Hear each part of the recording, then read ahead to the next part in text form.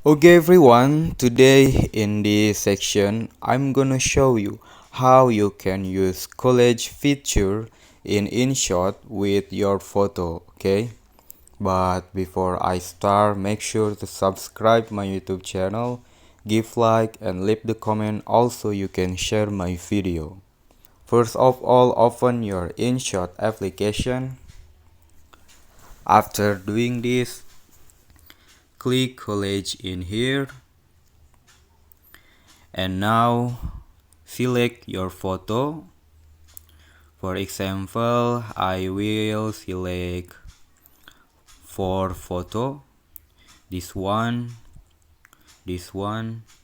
and this one.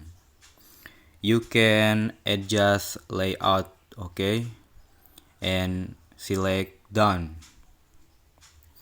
So that is the simple thing you can use grid photo with InShot. Thanks for watching this video. Make sure you subscribe, like and leave the comment on this video. Thank you.